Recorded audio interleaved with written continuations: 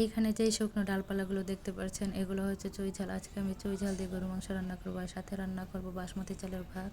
আমি চালটা আগে থেকে পানি দিয়ে ভিজিয়ে নিলাম। হ্যালো এভরিওয়ান, আসসালামু আলাইকুম। আমি একটা ফ্রাই প্যানে কতগুলো গরু মাংস নিয়ে নিলাম এবং গরু মাংসটা রান্না করার জন্য যা যা মশলা দরকার আমি সব কিছুই দিয়ে দিলাম। সবশেষে টক দই দিয়ে দিলাম। টক দইটা দিলে হয় কি গরুর মাংসটা অনেক টেস্টি হয়। এবং একটু তেল দিয়ে দিলাম আর সাথে একটু পানি দিয়ে ভালো করে মাংসটা কষিয়ে নিব। যখন মাংসটা ভালো করে কষানো হয়ে যাবে তখন আমি চুই ঝালগুলো দিয়ে দিব এবং চুই ঝালগুলো দিয়ে আবার আমি একটু ভালো করে কষিয়ে নেব।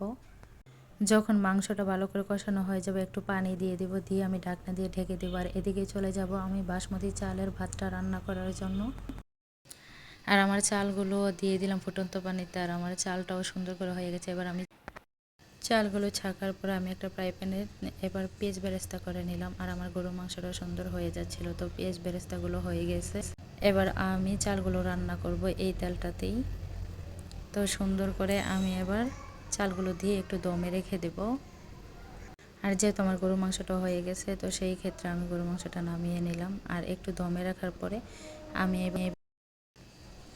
আমি এবার ভাতটাকে একটু কালার করে নিব।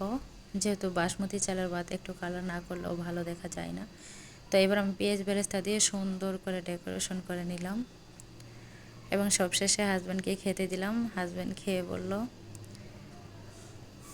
খুব ভালো হয়েছে।